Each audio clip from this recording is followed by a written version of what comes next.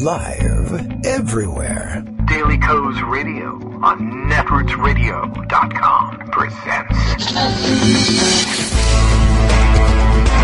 David Waldman. Kagro in the Morning Show.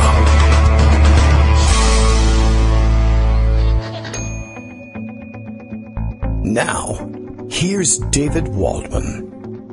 Hey, good morning, everybody. How you doing? It is Monday, September 12th, 2016. They're coming around the outside turn. Here comes Secretariat. I don't know where this cadence came from, but okay. It's as good a way to start, I guess, the day as any. Do your job would be another great way to start the day. I see tweets for the House GOP from Representative Mark Veazey, reminding everybody that it's time for you to get back to work and do your job if you're a member of Congress. That would mean trying to do something about Zika, I assume, among other things. Funding the government. Oh, I don't know. Whatever else you can fit in there. In between this afternoon, probably, at best, when you arrive back into Washington, D.C., and I don't know, you're probably escaping by Thursday. Let's see, other notes from listeners getting us started here. We need the jump start from all the rest of you. I just barely made it to the microphone today. Just another one of those days. Let's see. Gil Aquino wants to thank me for turning him off completely on American football. You're welcome. I watched the Giants game. You know, this is a hard habit for me to break. But watching the injuries and reading about what happened to him is making it a little bit easier. I think I agree with you there, Gil. Giants did win 20-19, which on Friday I said was the best score possible of all Giants games. That, of course, the score by which they beat the Buffalo Bills in the Super Bowl following Bjorn Nitmo's season with the Giants. That was some story, though, wasn't it? Let's see. Other news. Bill in Portland, Maine, I think sets the agenda for the day. Daily Coast Radio is live now. That's the point of my reading this to you. Of course, if you've been waiting to hear Kagro X, me, David Waldman, say sanitary booties, today is your big day. And you don't get to talk about sanitary booties enough, really. And what a great innovation it is, because booties in general have, for a long time, needed to be more sanitary, and now they've actually got it down to a science, a medical science, if you will. I was informed last night, just to give you some context about this, in case you're really thinking I'm talking about sanitary booties okay, you know what I'm talking it's the ones that go on your shoe, which any booty can, I suppose, if you work at it hard enough, maybe do some yoga. You get a story out of it anyway. Donald Trump, he's disgusting. We know this, and there are many reasons why this is true. I don't think we can get to all of them today. There's too much disgustingness. I know we're not going to be able to cover the entire range of it. Much the topic of discussion over the weekend. But I was reminded what a germaphobe he is. I'm reminded, of course, what a germaphobe he is because you may have heard that Hillary Clinton died yesterday, according to the newspapers. She has pneumonia, and as you know, it's incurable. It's not good. It was certainly about the worst thing you could ask for in the wake of weeks and weeks of she's deathly ill, except, luckily, 9 out of 10 people in the country have never heard that because that's a conspiracy theory that exists almost exclusively among the basket of deplorables, which I guess is the other big story of the night, of the weekend and for the day. That would be the opposite of the thing I just said. Night. This actually is first thing in the morning. So we'll move on into that one. No doubt we'll cover that one a little bit, at least with Greg. We'll probably want to move on rather quickly from both of those things. But every time we think we're out, they'll keep pulling us back in. There's no doubt of that. The sanitary booties thing, I was reminded that Trump is a bit of a germaphobe, like a huge germaphobe. And that's the explanation, the chief explanation, and I think the best possible explanation for his insistence on literally burning extra money that in the form of jet fuel. I mean, he does profit from it in the markup thing. We've explained that. But still, you could just keep money that you have and have fun with it and do other things. But he insists on burning $10,000 extra dollars worth of jet fuel to get home every night to sleep at home, which I like sleeping at home too. But, you know, if you're campaigning across the entire country, I don't know, put a bedroom in your plane. I think he's probably got one.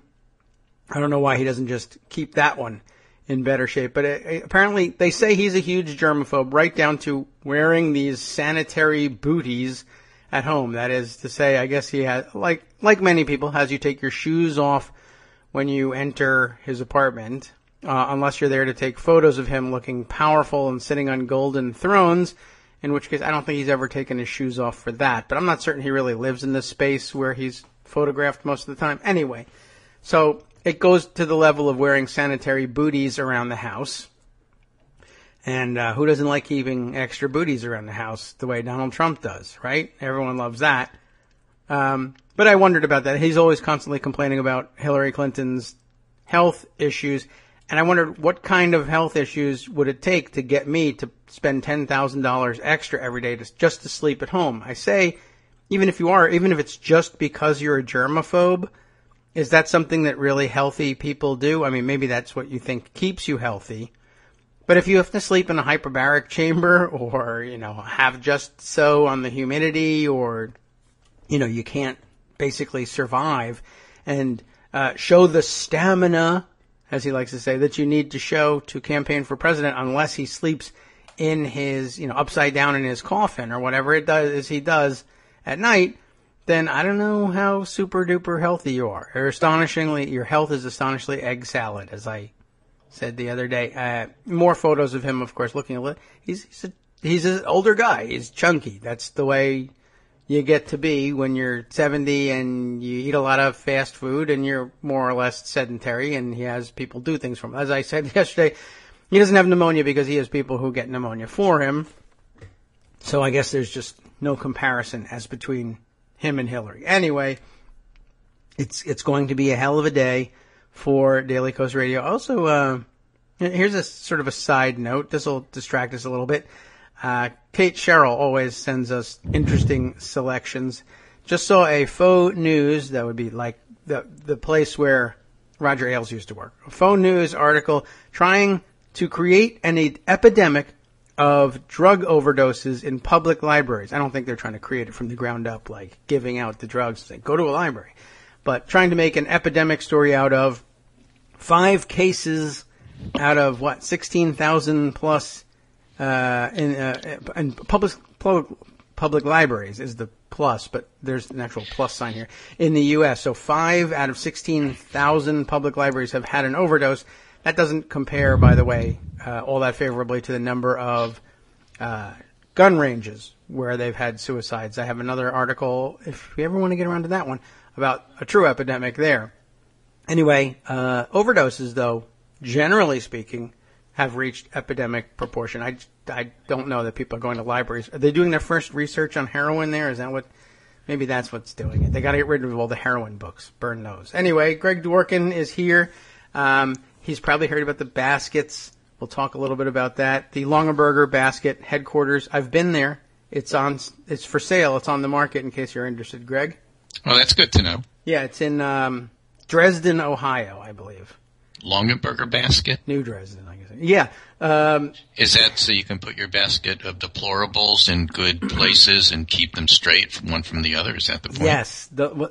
It's the weirdest thing. One day I'll tell you the story of Longaberger. It's a cult. It's a true basket cult. People who collect baskets I vaguely remember this from some time ago, but, hey, listen, you have a 2-hour show, so maybe some point you'll tell us about it. Yeah, I can. Why don't we do news or polling or, I don't know, hockey or all of the draft above. News, anything, whatever you have. All right, so we have fairly stable race despite all the bloviating. That you'll hear about it.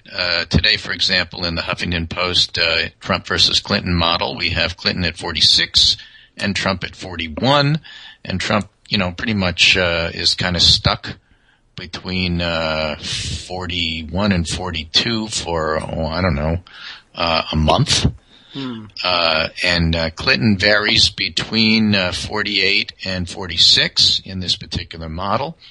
Most recent poll out that I don't know that we covered was the fascinating ABC Washington Post poll. And I think that came on since the last time we were on the show. And essentially, it is a good look at something which is a conversation Armando started by contacting Charles Franklin, who then wrote a great piece we read on the air last week about likely voter models versus registered voter models. Registered voters are great for comparing how you are compared to 2 or 3 weeks ago when everybody was doing registered voter models. And as it gets closer to the election, it tightens a little bit in the sense that the pollsters say, okay, let's not just look at registered voters, let's try to figure out who actually shows up, which is important but fraught with difficulty because it's really hard to model that because you never really know who's the likely voter, especially this year. That's especially true with millennials and the non-usual people who might like Trump but don't normally vote and so on and so forth.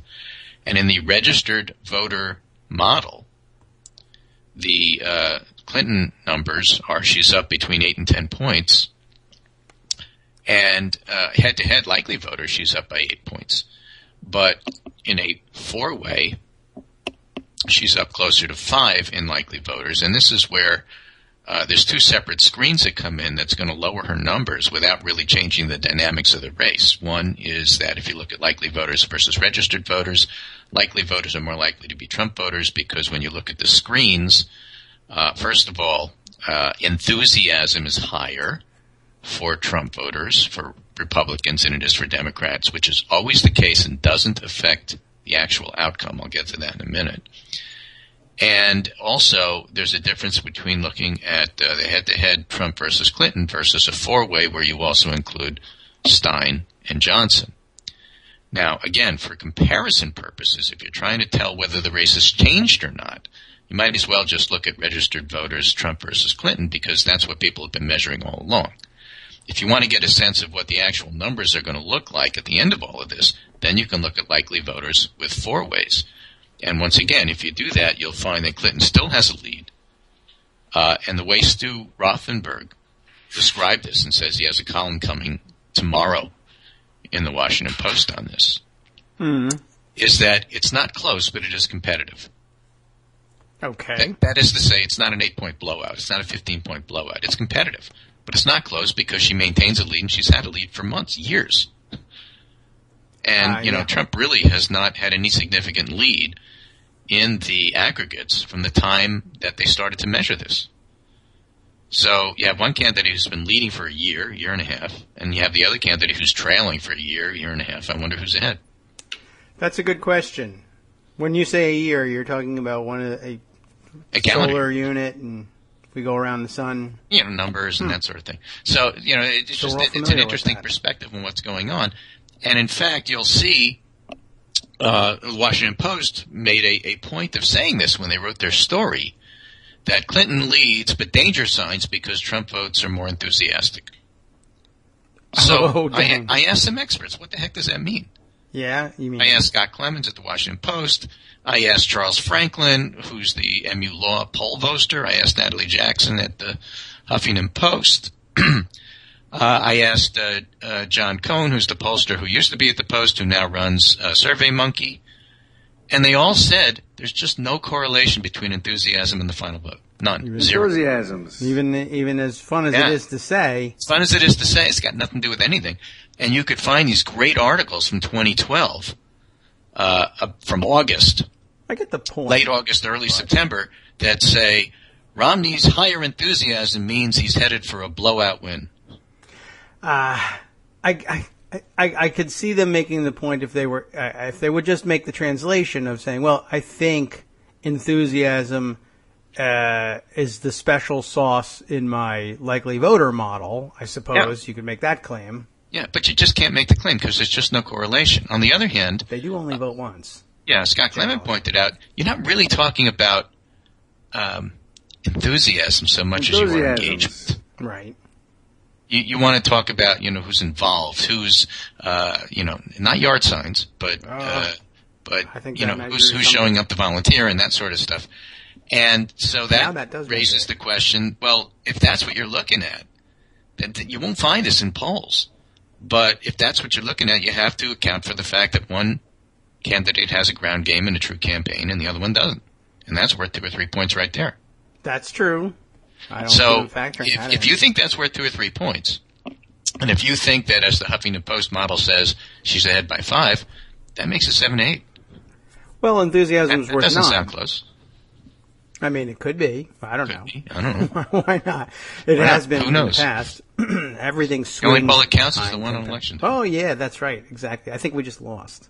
Let me say that. Anyway, but that's the background for all of this. Okay. So now we have this weekend, which is, as several observers have pointed out, many in the media themselves, the stupidest media coverage in the last year or so. Probably, but it was enthusiastic. 48 hours. That's the key point. They were very enthusiastic about covering it. Yeah, but you know what you need to do? You need to look at the coverage and then go watch His Girl Friday. Oh? The old Cary Grant, Rosalind Russell movie from the 30s to give you an idea of what the newspaper business is like these days. It's crazy.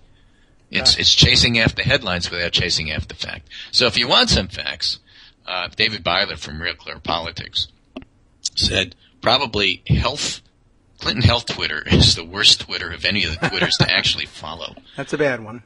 And I wrote him back and said, the funny thing is, I am sitting back and watching everybody play doctor while I try not to. I am not a doctor, but I'm just a lung doctor. What would I know? Right. Well, don't ask him about pneumonia. I actually had a discussion about this with somebody who said, "You're a partisan." I said, "I happen to be a lung doctor." "Yeah, well, you're a partisan lung doctor." And I said, "What does that mean? I only do left lung?" Yeah, that might be it. Right. You only need one. And really shouldn't. I'm not really talking about the partisan stuff. Pneumonia's common. I'm not diagnosing her. I'm not her doctor. I didn't examine her. I didn't see her records. I'm not Bill Frist. But I could talk about common pneumonias because actually they happen all the time. And there's 2 aspects of this.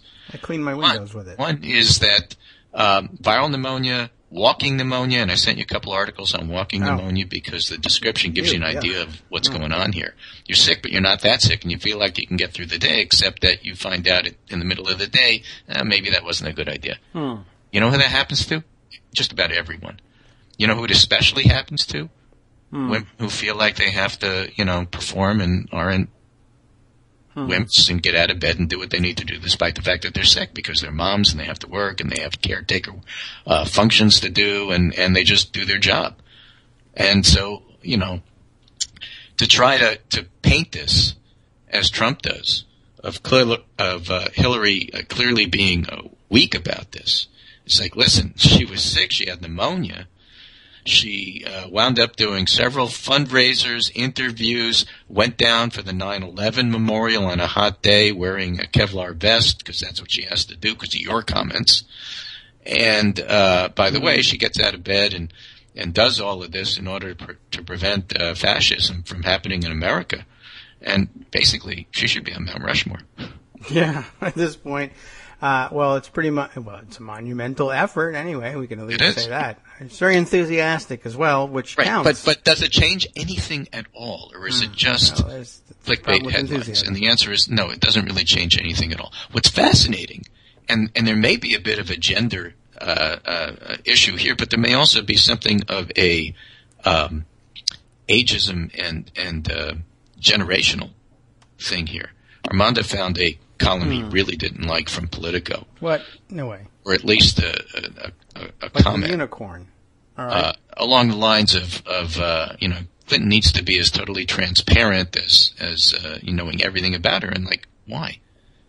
I mean, if you think Facebook and movies, what was that reality movie, Dave or something, whatever, where everybody watches you every second? If you think that's what life is supposed to be like, maybe you think that.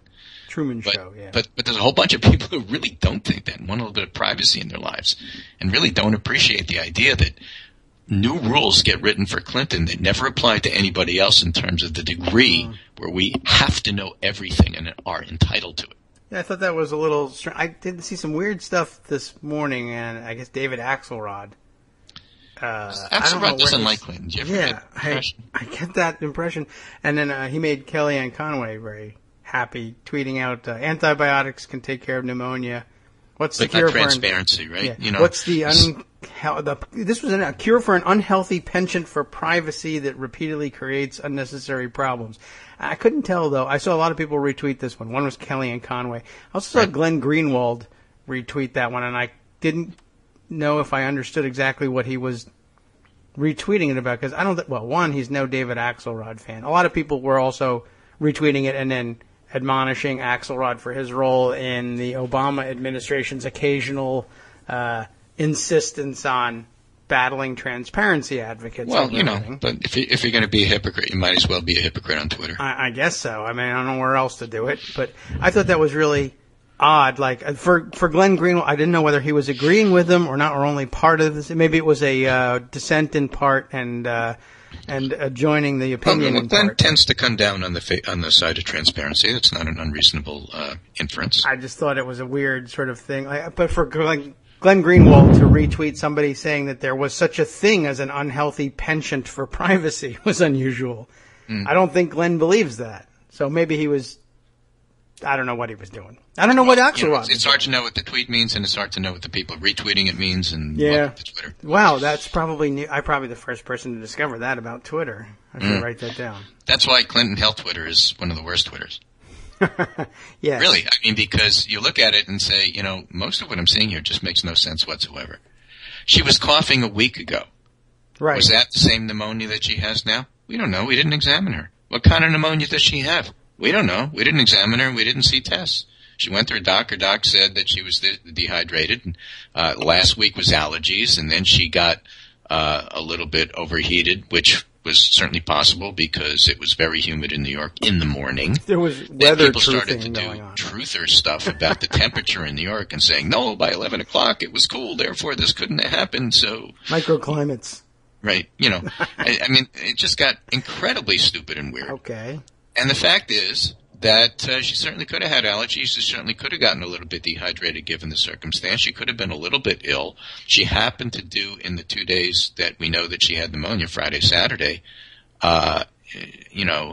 more in those 2 days than most normal people do in a week and a half. Yes, or even Trump. And so what does it all mean? Not a whole lot. Is it really going to, the Bernie dead enders were tweeting how this proves that she has to be replaced on the ticket by either Bernie or Biden or somebody because you have to get her out of there. I mean, just stupid stuff. And you scratch your head and say 24 hours later, there's completely different issues that people will freak out about that have nothing to do with this. And it's not going to change a vote. No, not likely. I think as somebody put it yesterday, one of those said no one ever statements. Well, Hillary has pneumonia, so I guess I have to vote for the racist, fascist wacko. Right, exactly. And what you're really going to do is you're going to piss off a lot of Democratic supporters who feel like, once again, double standards, and she's completely being held to an unrealistic standard compared to the racist misogynist. Absolutely right. And then there's the other comment, which oddly enough, but maybe not oddly, this particular contretemps actually masked, and people stopped talking about the half of Trump supporters belong in a basket of deplorables. Oh, deplorables. Yes. And the other half don't. Yes, although it's only a rough estimate. That's what she said. A gross, That's true. It is gross. It is gross. No doubt. A grossly, overly broad statement, which she prefaced her statement with. Yeah, let's get rid of that. Jamel Bowie was actually on CBS yesterday, Face the Nation, and said, when you go through the polls, and he went through the numbers one by one, 50, 60, 70% of his voters. So, basically everything she said is true. I'm painting with too broad a brush, but about half of CBS is BS. So that is true. 2/3 is right. CBS. Well, roughly, it's two baskets. Okay. I have to break the letters into two baskets. Can't break them in half. Right. Put the C over here, and then that's the classified part, and then there's the BS, which is what they actually broadcast. So, you don't know. I'm just saying. Maybe it's not. Just saying. So you have that. There's an excellent article here in the Atlantic by none other than Ta-Nehisi Coates. Hillary Clinton was politically incorrect, but she wasn't wrong about Trump supporters. Clinton said half of Donald Trump supporters were prejudiced. If anything, her numbers are too low. And Dana Milbank weighs in on the same topic, Trump's many racist supporters, and talks about the same sort of data. And Philip Bump tries to put it in perspective in terms of, remember, because there's two separate ways of trying to analyze what Clinton said. What Jamel Bowie was getting to is it true? And that's what Ta-Nehisi Coates was trying to get to. Is it true? And the answer is yes. And that's what Milbank was getting to. And Bump says, okay, but how's it going to play with the voters? Yes. What difference is it going to make? What kind of beer? Because again, when you're in D.C. and you're a reporter, you don't want to deal with the bigger issues of whether or not it's true. You don't want to deal with the fact that this may or may not have been a Kinsley gaffe. It's much easier to talk about how it's going to affect the voters. That's a much safer space than trying to talk about whether or not our comments about racism are in fact correct. So you generally retreat to, the real big important thing here is how is it going to affect voters? Yes. Because I'm comfortable talking about that. I am not comfortable talking about race. Yes, and I am a voter, well, except I don't vote because that makes me too partisan to do my newspaper job. But I've spoken to a person who says they vote, and they did not like this. Well, I spoke to a person who coughed once, so that changes everything. Who will Hillary Clinton's basket of deplorables comment actually alienate? And what she said is to be just grossly generalistic is her comment. You could put half of Trump supporters into what I call the basket of deplorables, right? The racist, sexist, homophobic, xenophobic, Islamophobic, you name it. And unfortunately, there are people like that, and he has lifted them up. And if you saw all the Pepe the Frog comments I had in my Twitter stream, you'd say, yeah, that's about right. Yes. It's a weird phrase, I thought, basket of deplorables, but it makes it easy to know exactly what you're talking about when you're quoting it, that's for sure. And then the other basket, and I know this because I see friends from all over America here, she said, but that other basket are people who feel that the government has let them down, the economy has let them down, nobody cares about them, nobody worries about what happens to their lives and their futures, they're just desperate for change. These are people we have to understand and empathize with as well. That's very generous. And that's a comment she's made for weeks. In fact, even before the weekend, I had a abbreviated pundit roundup a couple of days ago, which had deplorables in the headline. Because it's a phrase she has used. Yes. I don't know why they think they've just discovered it, but okay. That happens a lot. Right. So fine. It was at a fundraiser, and she invited the press, and the press talked about it. And the immediate reaction was to try to compare it to Romney's 47% comment. I do not understand that. Which, of course, was completely different. Because Romney essentially was insulting people who don't have as much money as he does.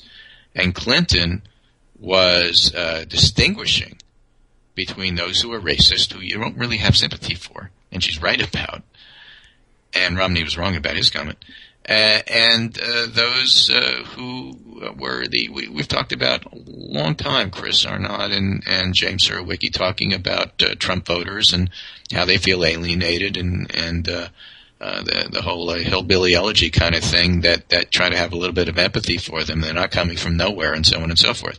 So she made that distinction. And so it's not at all the same thing. And so Bump goes through and analyzes it from a point-by-point, how's it going to affect the election kind of thing. Remember, the beginning of the segment, pretty stable election, competitive but not close, and not really changing. So, number one, Clinton supporters. They support Clinton. Unlikely they'll be put out. Number two, racist, sexist, xenophobic, Islamophobic Trump supporters. How big a group is this? Hard to say. We don't know. Clinton issued a statement on Saturday apologizing for implying it was half of Trump supporters, even though everybody else says it's probably right. We do know that 7% of Trump, and therefore, if she apologized for using the word half, but we know it's true, that is the definition of a Kinsley gaffe. Mm-hmm. Accidentally saying the truth in Washington. We do know that 7% of Trump supporters think the candidate is racist, suggesting they themselves don't see racism as a deal breaker. Regardless of the actual fraction, Clinton's not likely to change the minds away from their preferred candidate either. So what about non-deplorable Trump supporters? This group is going to go one of two ways. They'll either see Clinton's remarks as insulting to them or be reminded there are elements of Trump's base of support that makes them uncomfortable. That sense may spur them to be less enthusiastic to go vote for Trump in November. But notice, either way, there's no loss for Clinton. If she spurs some Trump supporters to reconsider, the loss is to Trump. That's true. Okay. Number four, undecided voters.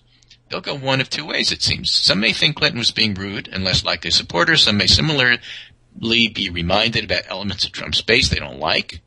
This is a much smaller group than the number of Trump backers. In the current Real Clear politics, Trump backers are 43% of the electorate, undecided voters are 12%. Yeah.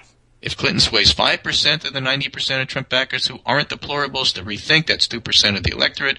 If she loses 10% of the undecideds, that's 1.2% of the electorate. That's assuming the short end here doesn't collapse into Clinton insulted all Trump supporters, which she did not do. So Clinton may have been trying to separate out one from the other to tricky line to walk, but compared to clingers, clinging to guns and religion, for example, that Obama said back in the day, she's in a slightly better position. And then there's that other thing about Obama's clingers comment. He won twice anyway. Right. That does temper things a little bit. Right. So that's if all you want to do is retreat to the very comfortable space of saying, well, how is it going to affect the election? The answer is not much. Everybody's already chosen sides on this. Yeah. And if that allows you to avoid the nub, the heart, the nut graft, the basis of the entire column and piece and comment and all the discussion thereof, because you really don't want to talk about racism, that's fine. And the way I put it on Twitter was that, we need to have a discussion about race. Okay, well, Trump supporters. No, not that conversation. That's uncomfortable. I don't want to talk about that. Right. Yeah. I may alienate readers. I may alienate people who watch. I can't talk about that. Guess not. It's, I can't imagine. There's just not a whole lot of people in the space of movable electorate from that comment. I mean, you can parse it all you want, and I'm certain that there are very few people who are going to look at that and say, I'm offended off the bat, but she did say that she was being overgeneral, overbroad, so maybe it's okay. People are going to take the part of the comment that they want and work with that, but the minimal numbers of people who are saying, well, I was thinking of switching to Clinton, but that's it. Now I'm not gonna. And likewise, I heard from the minimal number of people who say, well, isn't it a problem for, let's say, ex-Bernie voters who now are worried that she's going to lose at the margins from this and put herself in danger of losing the election? Yeah, not a whole lot. I don't think so. And you don't need to concern yourself with, if you're thinking of switching, switch.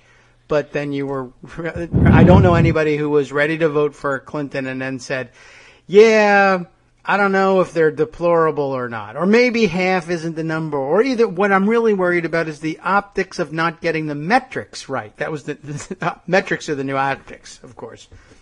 She said half, and it's, what if it's 0.49? I don't know. Right, exactly. Then clearly she's lying because everybody knows Clinton is lying and it fits into a narrative. So, my impression was exactly yours. It doesn't really make that much difference, and why are you bloviating about it for 2 days? So I checked with some, I like to be grounded here in reality. I checked with some of the political scientists. Hans Noel's occasionally on Twitter, Noel, Hans Noel. And he wrote, he was one of the co-authors of The Party Decides, pretty smart guy. Okay. And his 2 tweets here. Everyone for months. Bigotry best explains support for Trump. Trump says, so? Clinton says, well, half of his support anyway. And Trump says, outrage! Right. Well, that boils it down. That pretty much boils it down. And then he also points out deplorable equals 47% equals cling to guns, probably no effect on the election. Yeah, and Jonathan Ladd, also a political scientist who I follow, responded to that with, important to remember that John Sides and Vavrick showed pretty convincingly that even the actual 47% comment in 12 had no effect. Yeah. I mean, there is that. Everybody knows it, was really key, and in fact, it had no effect. It was a great moment for the press corps, and they had a good time with it, and I'm sure, I bet you could find someone somewhere. Because there's a lot of people in the world who would be willing to say, if pressed, yes, that was it for me. Okay. Well, but no one else. I didn't pull this stuff out. It would not be difficult to find the people who said, oh my gosh, game changer. Now she's going to have to withdraw in favor of somebody else. The whole race is different now. And you scratch your head and say, you guys really don't know what you're talking about, do you? Well, there'll be another one next week. And that will make all the people who chained themselves to this particular rock the whole squirrel and look over here. It couldn't have been on better display, because just as soon as Hillary had a near syncope episode, which means that her feet were wobbly on Sunday. Then the focus completely became on that. Everybody just about forgot the remarks, and they stopped talking about it. And so for all of Sunday, it was then about Hillary's health, especially about things like, well, she needed to be more transparent. It's all about transparency, because apparently if she were transparent, she wouldn't have gotten sick, and or something. I'm trying to figure out what this is. And then the other real legitimate question is, because we had pictures. Remember the big bruise on George W. Bush's face? Yes. He lost consciousness and fell and hit his. He fainted. Yeah, choked on a pretzel. Because healthy people. No, that was a different situation. Oh, dang! Fell off a Segway. That was a different situation. Fell off a bike. And none of those. Which one was this? None of those. Yeah. Or George H.W. Bush, vomiting on the Japanese leader. Well, that was manly. Or, all the other times that somebody has been sick in the White House. I mean, what is the standard? I don't know. I thought that was ageist. Disclosure for a presidential candidate, not a president, but a presidential candidate. And what standard is Clinton being held to? Is it required, like you must show us 24/7 every movement that you make, including going to the bathroom? Are you telling us when you sneeze? Are you telling us when you cough? And if you're not, you're lying and you're hiding stuff. I mean, what is the standard she's being held to? And does anybody else get held to that standard? No. I have not seen that question answered. Kellyanne Conway, I believe, told the press this morning that, with respect to the health reports, that Trump had a physical last week and was going to shortly be revealing the results of it, which, of course, can only possibly mean that he had a physical and he didn't tell anyone. He's waiting. He's got an unhealthy penchant for secrecy. Well, but it also means he's going to have positive numbers. Yeah, only positive numbers, of course. And no negative numbers. Astonishingly excellent numbers. You can't have a negative. And he's going on Dr. Oz. Is that today? To discuss his the guy health. who the Columbia faculty said ought to be booted out because he's a nutcase. Well, have they acted or have they just said? I don't know. All right. Well, it's not transparent. No, it's not. Transparent skin, I think, would be relatively unhealthy. By the way. Well, orange skin probably isn't good for you either. Yeah, I know. Well, is that the picture? Does it turn orange if you use a lot of that alcohol wipe? Because you're germaphobe? Maybe. I guess you could get... I know a couple of people... There's a few ways to get that orange. A lot of carrot juice. Yeah, one. I heard Howard Hughes was like that. Yeah? Carrot juice or just germophobic? Germophobic. Okay. The other is to get sprayed in the face with pepper spray, by the way. I don't think that's happened to him. And then the other, I don't know what substance it is, but he has that paint applied to his face on purpose. I think it's a mental health issue more than anything else. I don't know why you would do that. Well, let's talk about reads that are actually interesting as opposed to the nonsense that you're hearing about the health stuff. Here is one from Jeff Greenfield. Trump is Pat Buchanan with better timing, which is from Politico magazine this weekend, which I thought was actually very good. And reminds us that Trump didn't just come out of nowhere. True. And also reminds us in a much more subtle way that, there's a lot of racism in the Republican Party and it's xenophobia and it's been there for a while. Yes, it's been committed to memos. The other one that I think is interesting is Harry Enton's young millennials love Obama, but Clinton is struggling to win them over. Okay. As a matter of fact, James Holman had a piece today about some Trump supporters love Bill but not Hill. And what's that all about? Yes. Well, gender issues have a lot to do with it. But it has a lot going on there in that particular dynamic. Undeniably gender dynamic, too. He says, I don't think America's ready for a woman to run this country, and that's coming from a very strong woman, said one of these folks that you interview that's supposed to give you an idea of everything that everybody else thinks. I want someone who can protect this country, and I worry if she gets elected will be a sitting duck. I don't think America is strong enough to have a female running this country. And she added about Trump, he's a nut job, but I think he can do it. Okay. Right? So you look at that and say, okay, let's go back to Philip Bum's point. Are we really worried that what Clinton said about race is going to affect this woman's vote one way or the other? I don't think so.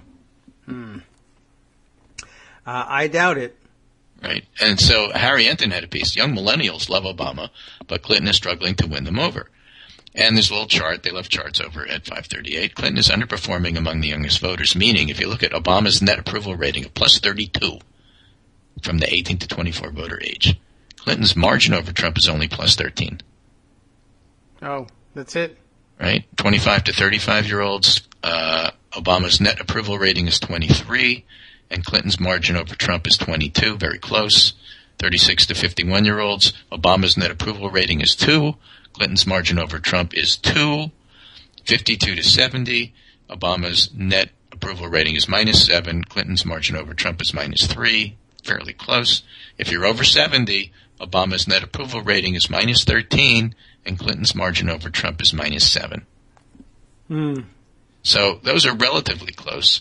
That's a 6-point difference. But the 18 to 24-year-olds, that's an 18-point difference. And what's happening? They don't like Trump. They are floating around in the undecided, maybe I'll vote for Jill Stein group or Gary Johnson.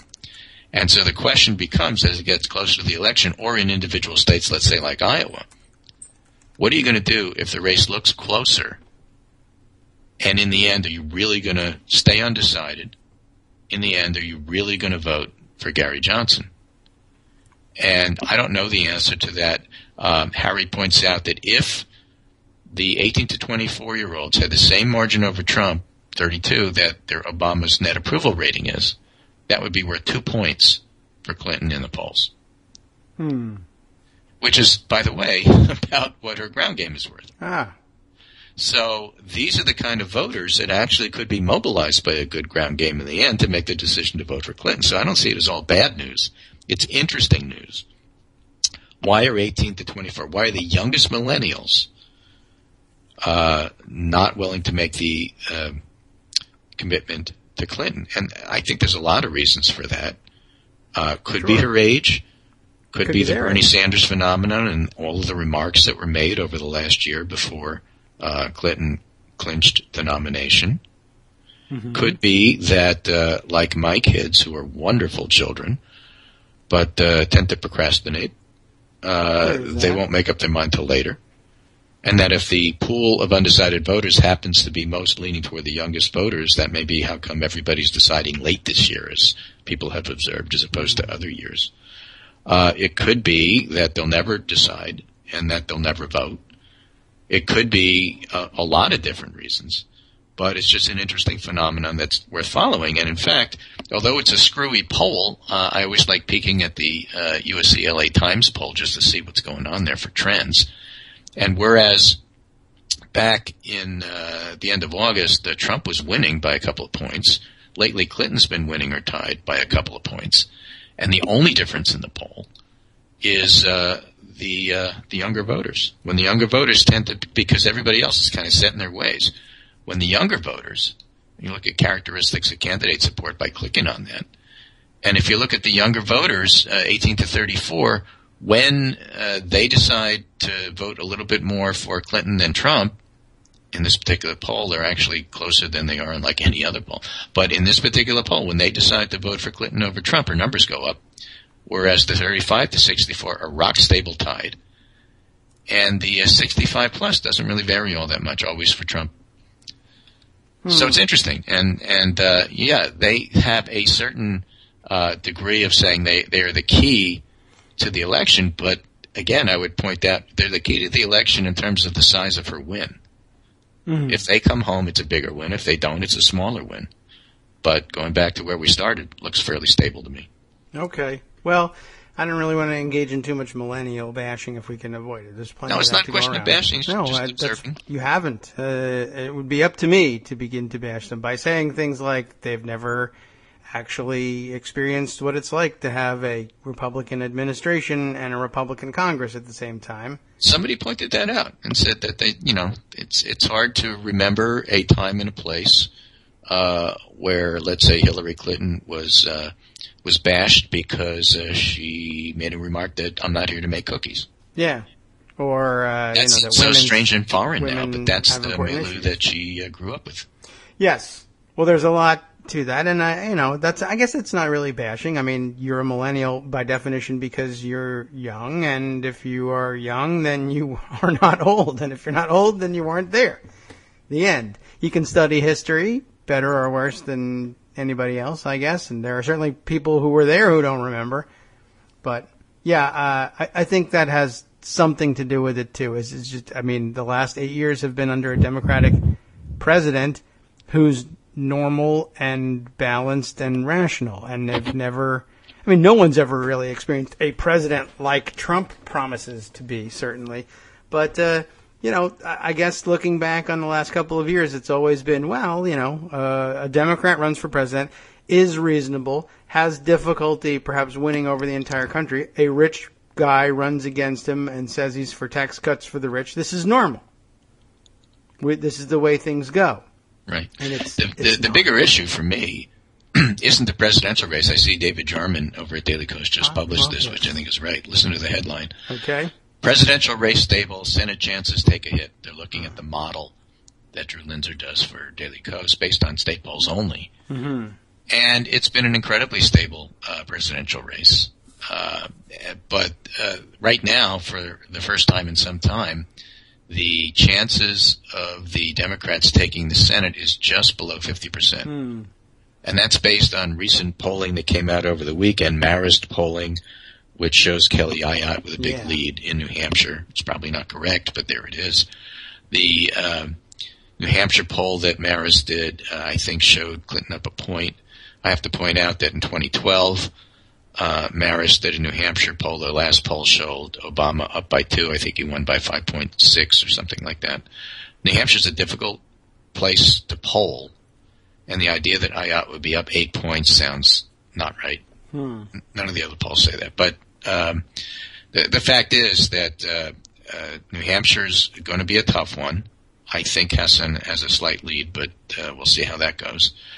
And places like North Carolina, certainly Ohio, probably off the table already. Florida are going to be tough wins. McCain, I think, is going to sail in Arizona, even though Arizona itself may be a lot closer. And by the way, the function of Arizona and Georgia being close in the presidential race is a way to tie up Trump, make him react, and spend money and time there. It's not really something that Clinton needs in order to win. She doesn't need Iowa either. Iowa's going to be very close and may fall into the Trump column. Ohio, there was a YouGov CBS poll out, probably over-optimistic. They gave Clinton a 7-point lead in Ohio. I mean, that would be ball game if, in fact, that happened. I think it'll be a lot closer than that, but I think she's still got a good chance of winning there. And, of course, Florida, the poll out over the weekend showed it was very close. It will be very close. So that's the state of the race, not just me, but other people. And that's the take on the Clinton controversies over the weekend, not just me, but other people. But, hey, that's what pundit roundups are all about. Yes, the rest of this will be just me. I mean, it will. That's just by definition. But okay. Yeah, I suppose. That's why we have you. So thanks for having me, and we'll be back tomorrow, and we'll see what people say between now and again and what new thing I think. Oh, I know what Trump did. Trump was on CNBC. I don't know if he was calling in or they're live, probably calling in. I didn't see it. But it was kind of funny because he said something that his campaign people have told him to say. Somebody asked him about Clinton's health, and he said something along the lines of, I hope she recovers quickly. As soon as he did that, Jonah Goldberg and some of the other how shall I phrase this politely? Some of the commentators who tend not to deeply analyze things say, look at him, he's so disciplined, that's the kind of Trump we need. And then 6 minutes later, he was asked about interest rates and something that Elizabeth Warren had said. And he said, I don't really care what Pocahontas says. Great. He's great discipline. He's a man. So, he is who he is. There is no pivot. There is nothing. Don't ever try to analyze his policies as a way of saying, here's what he meant. He didn't mean anything. He doesn't have any policies, and he's not different. He's going to wind up losing because of that, and then we go back to look at all of the coverage we have between now and then and see who was right and who was not. Okay. All righty. I Take care. look forward to it. Thank you. You do the same. Stay away from people with pneumonia if you can. I know you can't. It's your job. But yeah, don't let them give it to you because it's apparently it's not good for you. Let's see where to go. There's a million things, and yes, yesterday Trump was disciplined yesterday. I really believe, I think everybody was hinting at it, that they either took away from him or hid from him or somehow extracted a promise from him not to tweet yesterday. Did he just absolutely positively not even pick up his phone and use it for Twitter? I think that might be the case. Yesterday being September 11th, I think they were, even inside his campaign, they were just afraid he was going to just not be able to resist politicking at minimum on September 11th, which is regarded generally as gauche, which is also how he is generally regarded. But they didn't want to feed that, and the chances of him saying something really insensitive or inappropriate on September 11th is pretty high. Businesses in general, really, and he's a business in himself, so I guess it was wise to keep him away from there. And I mean, I'm not even a big fan of the idea of saying, no politicking, but that's one of the things I think you have to do or be conscious of as a presidential candidate. The rules are somewhat different, or even a congressional candidate. As a politician, there's only one thing you can do on September 11th. And speaking of that, by the way, yesterday it was not only September 11th, but football day, it being Sunday. And even though Gil Aquino isn't watching football anymore, or is disgusted by the football he's watching, perhaps. And I said, I can't quite give up on watching at least the Giants. Although I will say my interest is diminished across the board, I think, generally speaking. And not just because the Giants weren't preseason rumored to be able to fare all that well. They had a good game. They won yesterday, and it's been a long time since they won an opening game, and won against the Cowboys at that, which seems to be happening over and over again. And they got themselves in the same situation as they did the year before, almost losing the game in the last 2 minutes. Everyone made plenty of comments about that. I guess what I found interesting was, I guess the Giants Cowboys game, I guess, was featured. I don't remember which network did it. Was it NBC? They covered it. I don't even remember anymore. Fox, NBC. I don't know who does it. I don't pay any attention to that anymore, even though they blare it in your face 10 times. That should tell you something about how you're spending your money. I have no recollection of which network did it. I don't even remember. I could just say I remember who called the game. It was Troy Aikman was the color commentator, and I should know by now he works for one or the other. I never connect that. Interesting marketing study for those of you in network advertising. Anyway, I guess it was a nationally televised game. Those are some pretty big names. And for our opening day and September 11th, and we're going to have the New York team. Interestingly, the game was in Dallas. There's a lot to unpack if you really want to look for symbolism in that game. For instance, the coin toss. They have very often commemorative or special coins for the coin toss. They always have a special coin. They never just use a quarter. They have some kind of run-of-the-mill things. They have. I've gotten some from NFL refs. They have the referee's number on them. He has coins for his crew. Anyway, this special commemorative coin, as they were explaining, as they have to do very often in the coin toss, they have to tell each team which is heads and which is tails. A problem they could avoid if they used a quarter, but it's not made for TV, it's not big enough, etc., etc. Anyway, so I don't remember which was which, because it doesn't make any particular sense. It's sort of arbitrary, but one of the sides, whether it was heads or tails, was, as the ref said, the Twin Towers, the World Trade Center, was one of them. So this is, by the way, how we deeply and reverently honor the memory of those who died on September 11th. We have a picture of the Twin Towers on a football coin toss commemorative coin. On the other side, he said, I think that the Twin Towers was supposed to be heads. And if you watched closely, the ref almost said it wrong. I think he said that when he was telling about which was heads, I think he said, this is heads. Anyway, the other side, and he only briefly flashed it on screen. He says the star is tails. So I don't know whether that star, was that the Dallas Cowboys star or what, which I thought was an interesting thing. Like, two sides of the commemorative coin are the Dallas Cowboys star and that other icon of Americana, the Twin Towers. I don't know what kind of equivalence that was supposed to tell me. Also, though, when he flashed it on the screen, I wasn't 100% certain that the star was, in fact, did anybody get a good look at the coin? I'm sure not. But it looked to me like maybe the star, which was a 5-pointed star, not a 6-pointed sheriff star, but it looked like perhaps a Dallas Cowboys star. But I think it was surrounded by something that actually made it look like, you know what, that might actually be the Pentagon, and that would make more sense, like the Twin Towers and then the Pentagon being the two structures that were damaged or destroyed in 9/11, and the Pentagon having 5 sides that could fit a Dallas Cowboys star in it nicely.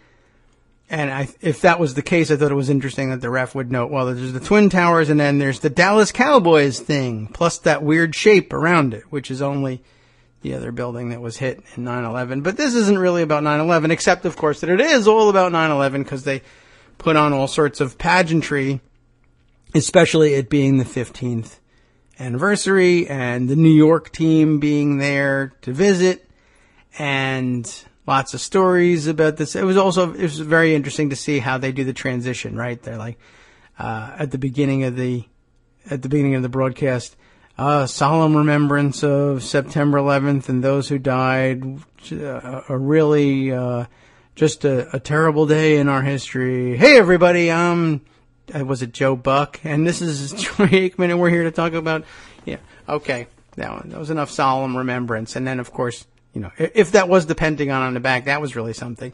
Then they had an enormous field-sized American flag for the national anthem. And, of course, the national anthem now is a big thing at the football games, with Colin Kaepernick continuing with his protest. I didn't see a San Francisco game. I don't know whether they played yesterday or they're a Monday or they were, I don't know. I don't know what happened. I didn't notice. As I said, I lost my enthusiasm for watching the rest of the football season for some reason.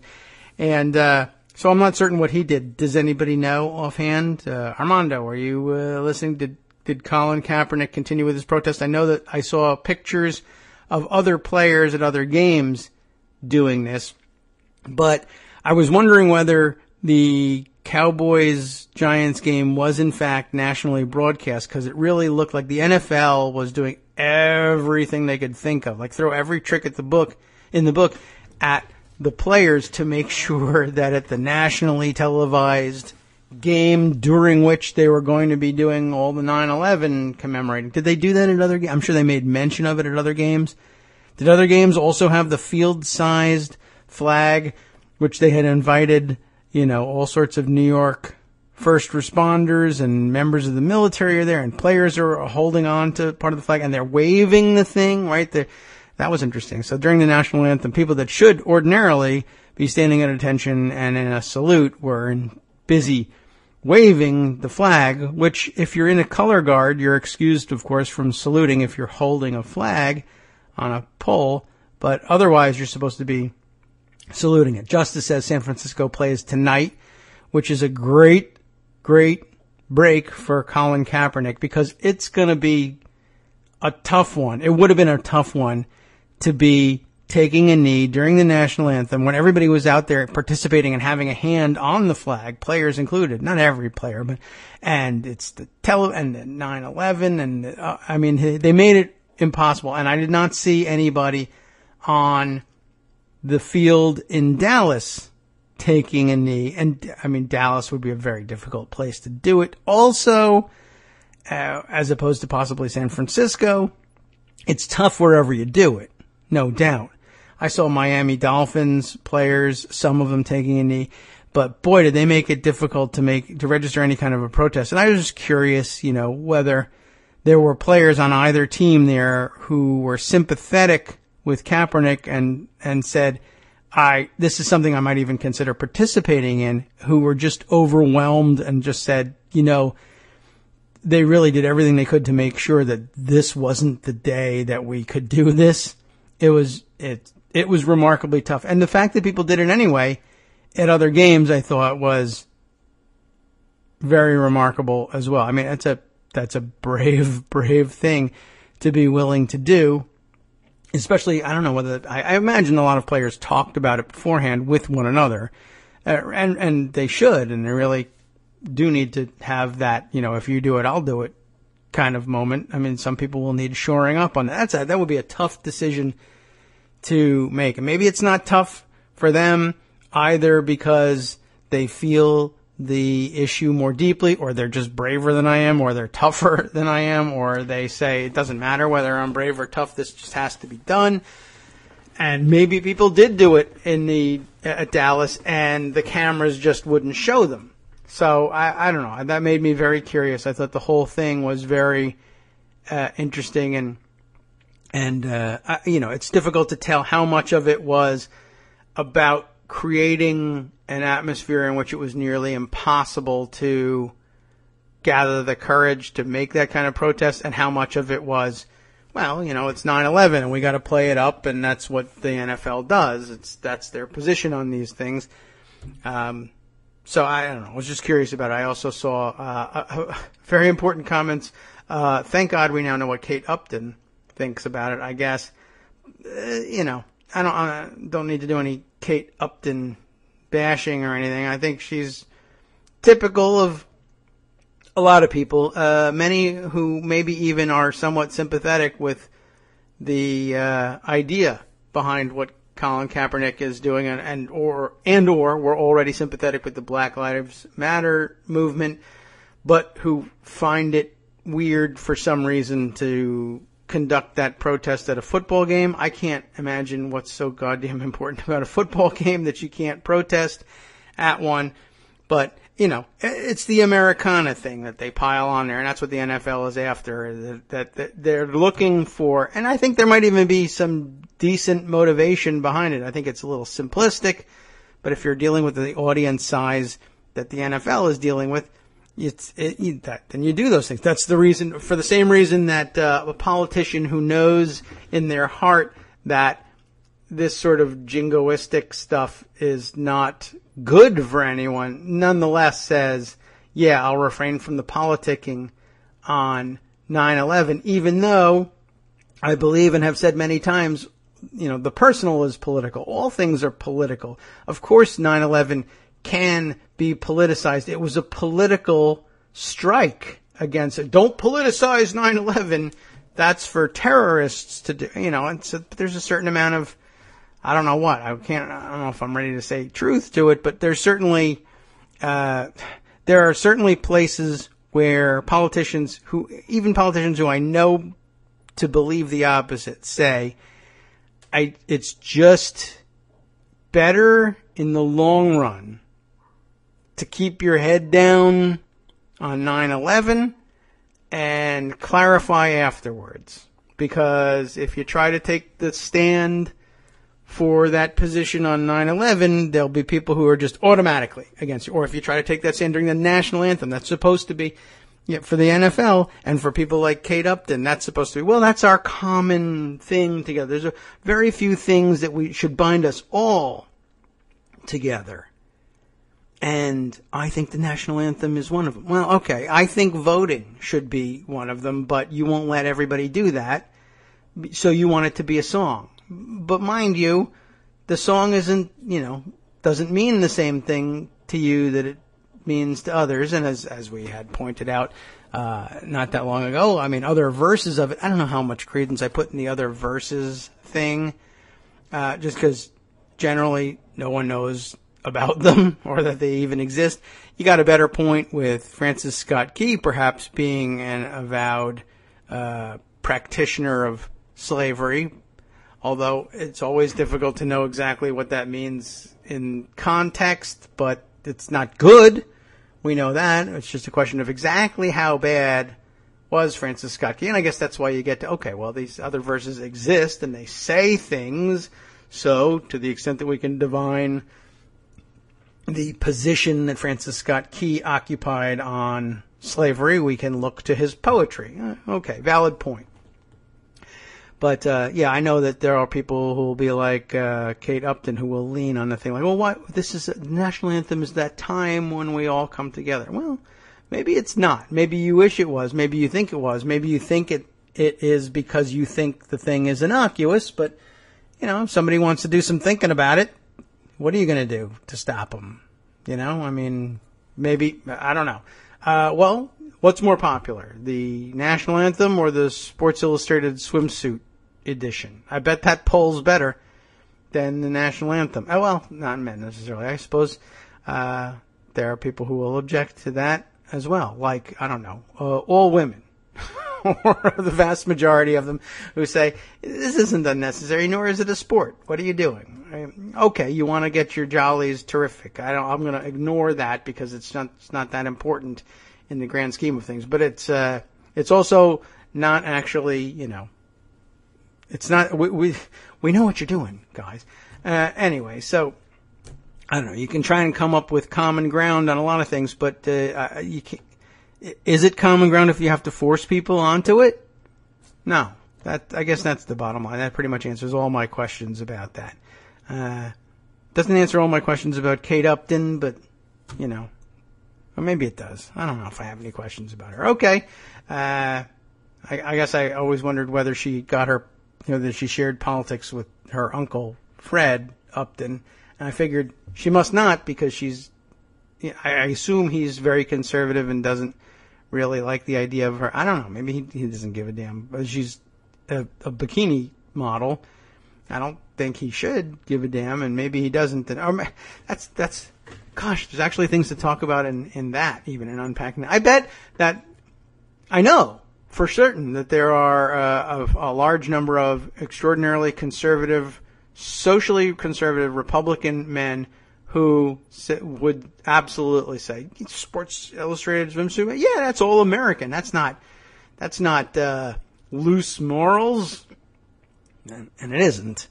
And that's not inappropriate dress, even though now much of it is not dress at all, but body paint. Well, but I don't know. Yeah, there's a lot of gimmitarianism in that too, right? You know, I'm for strict moralizing when we're talking about, I don't like the way black people behave and where are the fathers and all the, you know, blah, blah, blah, and family units and that loose morals, no. Posing in the bikini, well, bikini, that's all American. Unless, of course, it's black girls in a bikini somewhere, in which case it's cause for a riot, I'm sure, somehow. But white girls in a bikini, that's all American. Everybody knows that, like talking about beer and bikinis and boobs and stuff, that's USA. USA, USA, USA. But, you know, it's also easy enough to term it inappropriate and an example of loose morals if it turns out that the people wearing bikinis or liking bikinis don't agree with you politically. So I guess we're back to where we started. That was kind of useless, but I don't know. I thought I'd get that off my chest. Hi-yo. Okay. Well, we're done here. Moving on. The basket o' deplorables ate up a good part of Saturday. The health issues, of course, replaced it by Sunday. But the good stuff, I thought, came Friday night into Saturday and got pushed out of the news once again, unfortunately, for all of us, really, and for David Farenthold in particular, because he did another round of great reporting on Donald Trump's fake charity, essentially. And we only barely started to scratch the surface of that, which is, I guess, in the end, maybe it'll be a good thing because this thing can resurface, because it didn't really sink in just yet. But more terrific reporting there, and I might as well share that. And it of course led me to spend the weekend saying, in terms that I cannot share with our listeners on We Act Radio, 1480 on your AM dial in the Washington, D.C. area, in case you were looking for it, that Donald Trump's a piece of crap. I said it more colorfully, but I said it a lot. And you should say it too. I would make it a hashtag, except whenever there's an A, in the word A in there, it makes it difficult to capitalized to show where the word breaks are, and it's awkward, and it's just a little bit weird. But he is. He's a piece of crap, and this story has several examples of exactly why I think that's true, and it's not all the examples of why I think that's true. There's more stories about him from the weekend. Let's share them. Here's why David Farenthold says... No, David Farenthold, to my knowledge, has never said that Donald Trump is a piece of crap. In so many words. He uses many, many more words to simply lay the foundation for you at the end of the article to conclude that Donald Trump is a piece of crap. And I look forward to welcoming you on that common ground if you're not there yet. Really, as Americans, this is something we should all share. And I ask you now, please rise for the explanation of why Donald Trump is a piece of crap. Thank you. And we can set this to music, if I could have your help. National Symphony Orchestra, please join me in this one. Okay, let's see. Oops, have I lost... I've got the article. I've just lost track of Twitter, which is extraordinarily important. I need to know. That's how I find out things like, please don't talk about this, or your microphone is off, or whatever it may be. All right, into David Farenthold's How Donald Trump Retooled His Charity to Spend Other People's Money. We've been through this.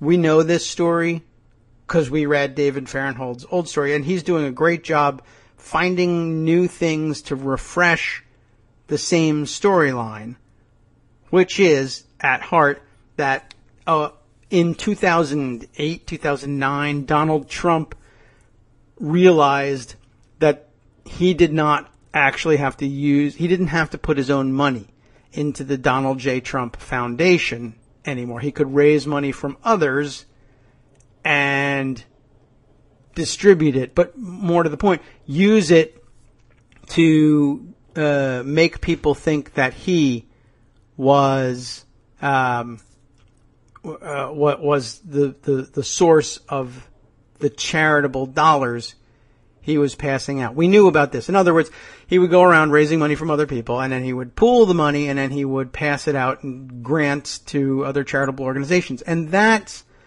an important point. That is to say, Farenthold was the key to that was, of course, demonstrating that he didn't put any of his own money into the foundation post 2009, I believe, and that all donations since then have basically been either entirely other people's money or chiefly other people's money. It's difficult, of course, to tell, money being fungible and all of that, but he's certainly given out more money from the Donald J. Trump Foundation than he has ever put into it, so we're definitely past the point where his dollars really are being sprinkled around. But he really raised it to a new level here in one of several anecdotes that Farenthold puts together. Parleo, I think, rightly, thank you. I think we'll retweet this so that everybody can see it.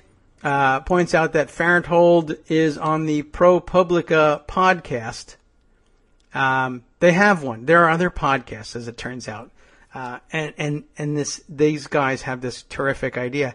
They have other people on their podcast, and they ask them questions, and those people answer those questions, and then they put that out and say, look, work product.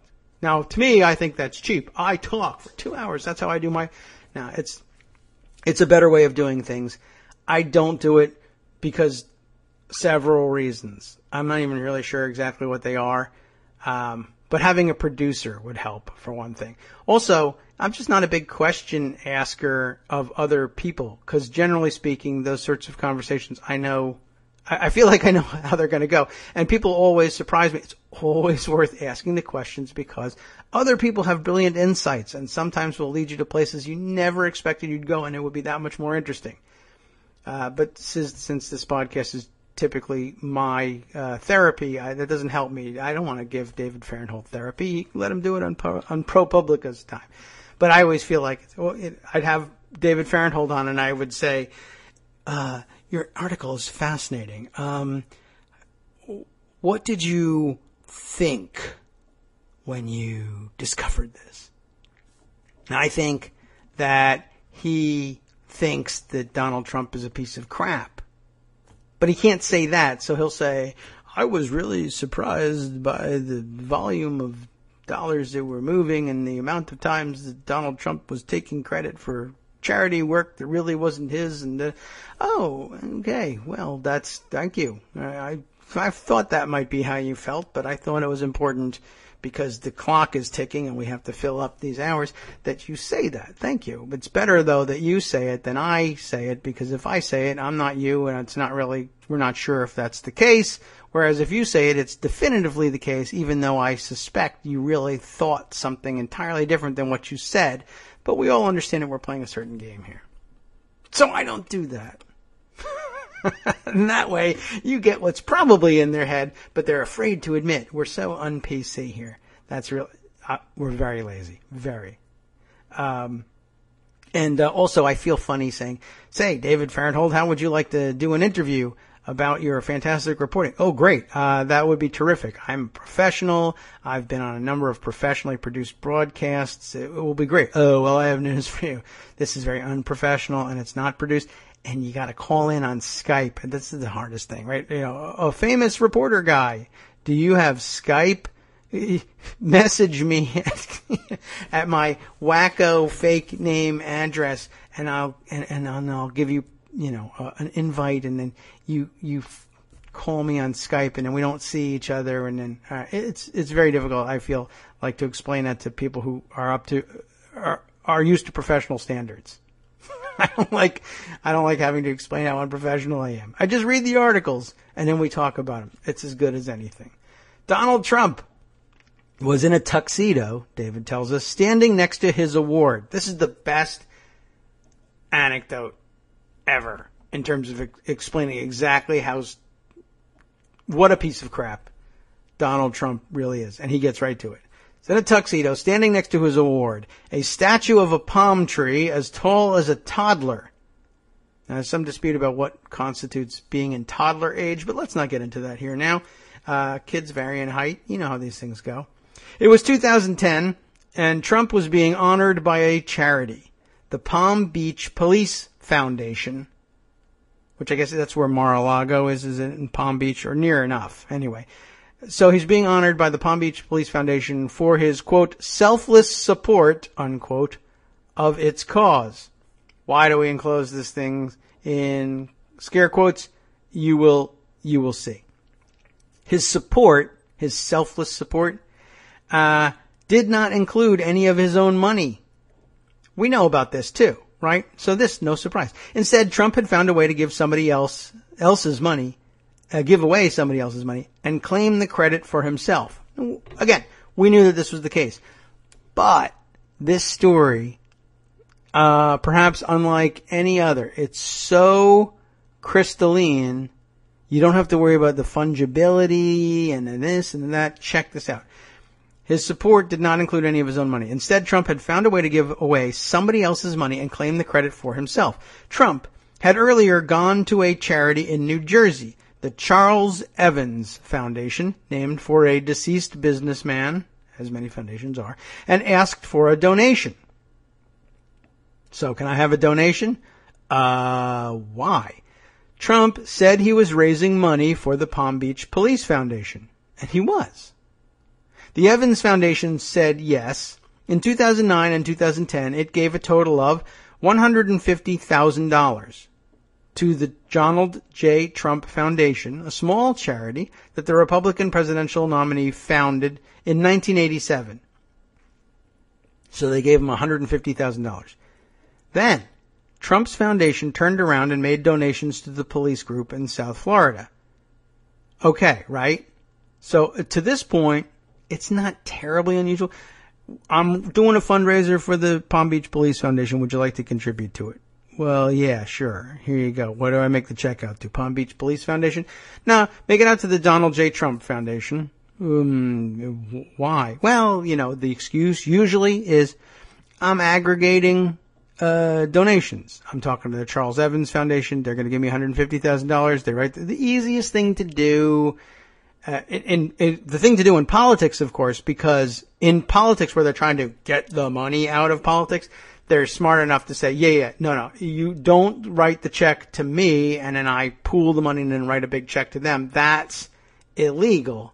Too easy to be non-transparent there. You've got to write the check to the candidate. I'll hold it and I'll bundle it, like literally put it in a bundle and hand it over, and I'll get credit for having collected and cajoled money out of all these people and collecting it and bundling it and putting it together, and that will give me influence, and that's terrible and all that.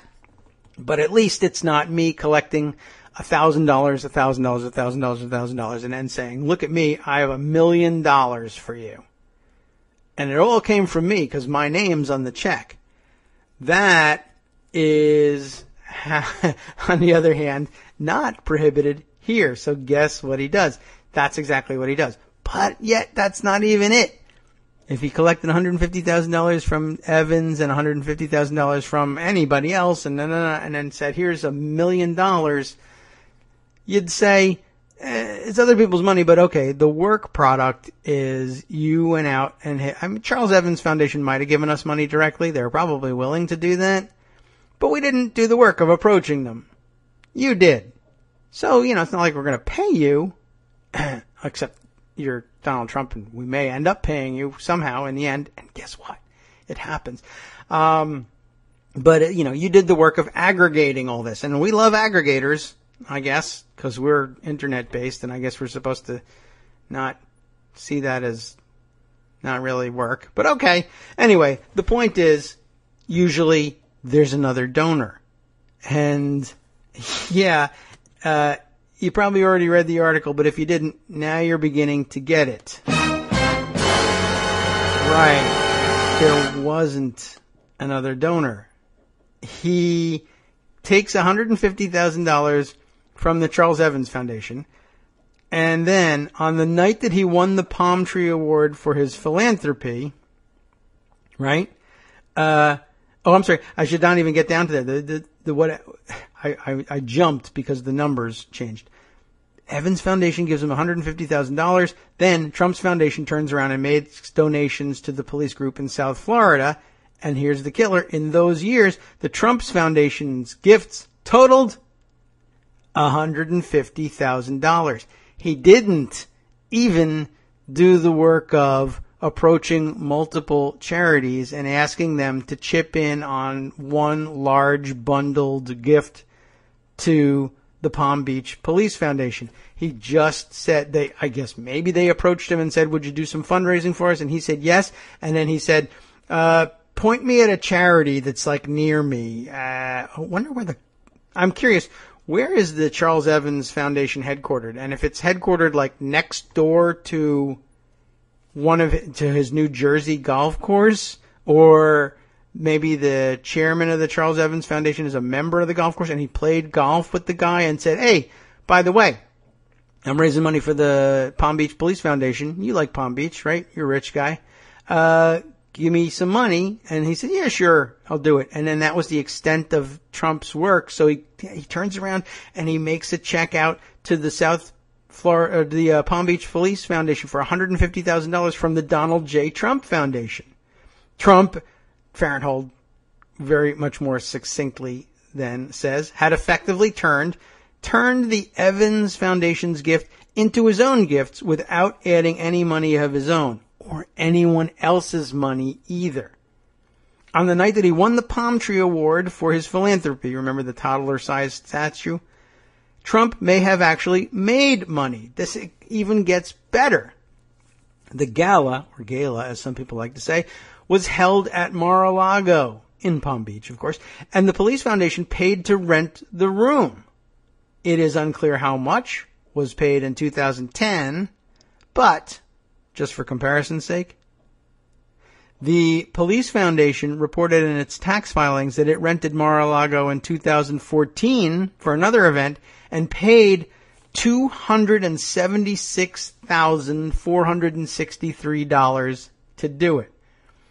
Don't know if that's what the cost was in 2010. Probably a little less.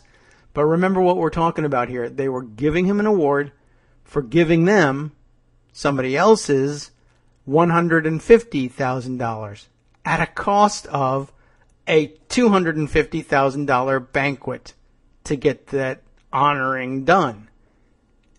And while you might be able to excuse as a terrible business decision the idea of holding a $250,000 banquet to honor someone for a $150,000 donation, very rarely is the $250,000 rental fee going to the person you're honoring for having given you the money. That is amazing. Washington Post reporter David Fahrenthold, it turns out, in an article authored by Washington Post reporter David Fahrenthold, is investigating. I guess this is probably, this must be a caption that, because I'm reading this in Pocket View, appears to be text of the article, which it's not. So I'll just tell you by way of informational point that, yeah, he's investigating how much Republican presidential candidate Donald Trump has given to charity over the past 7 years. Here's what he's found. Okay.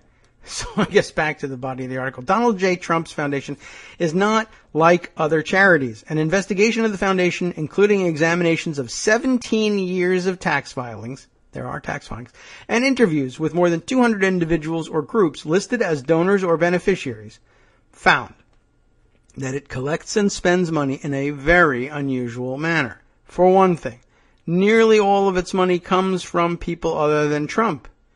In tax records, you know this, the last gift from Trump was in 2008. Since then, all of the donations have been other people's money, an arrangement that experts say is almost unheard of for a family foundation. And I think it is. I think lots of foundations take donations from others, not all, but many do, but as a way of supplementing their own giving, not substituting for their own giving. But what makes it worse, of course, is the way he gives that money and what he demands in return. Trump then takes that money and generally does with it as he pleases. In many cases, he passes it on to other charities, which often are under the impression that it is Trump's own money. And I'm sure they don't really care a great deal. To them, they get money. And look, the gatekeeper on the bank account is Donald Trump. So fine. That's great. We can deal with that. But look at what he's doing with it. And Fahrenthold is in the middle of a tweet storm about this one right now. In 2 cases, he has used money from his charity to buy himself a gift. And we're not even talking about the Palm Tree Award, which is largely a gift. And he puts that in his office and says, look what a charitable guy I am. In one of those cases, not previously reported, Trump spent $20,000 of money earmarked for charitable purposes to buy a 6-foot-tall painting of himself. What do we think about that? Money from the Trump Foundation has also been used for political purposes, which is against the law. We know about that one. That's the Pam Bondi story. The Washington Post reported this month that Trump paid a penalty this year to the IRS service, the Internal Revenue Service, IRS, for a 2013 donation in which the foundation gave $25,000 to a campaign group affiliated with Florida Attorney General Pamela Bondi, Republican of Florida. The tweet storm that Fahrenthold is in the middle of at the moment is he is desperately I want to know, what does this $20,000 6-foot-tall painting of Donald Trump look like? And he's having difficulty finding out because, as it turns out, it is not the only 6-foot-tall or near-about painting of Donald Trump that Donald Trump owns, or that is in a Donald Trump property somewhere. And he presumably owns, although actually he probably owns a holding company that owns that building that owns the picture, but blah, blah, and he's on his, 5th ridiculous, now 6th ridiculous giant portrait of Donald Trump, but also not the one that he paid $2,000 for with money that was meant for charity. I think at every one of his golf courses, he has a giant portrait of himself, allegedly at the golf course. I think it's the same portrait over and over again, largely, and he just has somebody paint a different background in it, depending on the where he plans on displaying it. But so we wish him good luck in his search for the $20,000 6-foot-tall painting. Anyway, then there's the Pam Bondi story, which is also interesting. Let's see. Trump's foundation appears to have repeatedly broken IRS rules, by the way, which require nonprofit groups to file accurate paperwork. In 5 cases, the Trump Foundation told the IRS that it had given a gift to charity whose leaders told the Post that they had never received it. How do you like that one? Oh, I'm such a charitable giver. I gave money to this one and this one and this one. No, you didn't. You're just making that up. That also is not good. Donald Trump is a piece of crap. The Post found this in 5 cases. In 2 other cases, companies listed as donors to the Trump Foundation told the Post that those listings were incorrect. So now he's just got money that nobody has any idea where it actually came from. Great for transparency. By the way, the IRS now finding all of this stuff to be true, I will just remind you that one of the items on the agenda that the Freedom Caucus is attempting to put on the agenda during this lame duck session, if there's going to be one, or sometime between now and their next adjournment, is the impeachment of the IRS commissioner. Now, they say that they are impeaching the IRS commissioner because of the investigations that they think were slanted of Tea Party affiliated groups and their claims to nonprofit status, which was entirely correct as a direction of investigation. They were not entitled to tax exempt status, and they should have been investigated. Of course, the allegation was that they were only investigated because they were related to the Tea Party. Which even if that were it, even if that were true, and they only investigated Tea Party affiliated groups, would still be a legitimate investigation, because Tea Party is a pretty good tip that you're political and don't deserve nonprofit status. But of course, as it turns out, it wasn't the case, and they proved pretty definitively that they investigated both liberal and conservative groups with fair regularity, because the IRS doesn't want people claiming and holding illegitimate tax-exempt status and doing political work with it. It's a sore point for them. They don't like it. Anyway, that's what they say they're impeaching the IRS commissioner about, except, of course, it was a different IRS commissioner who was in charge when that happened. This guy came on afterwards.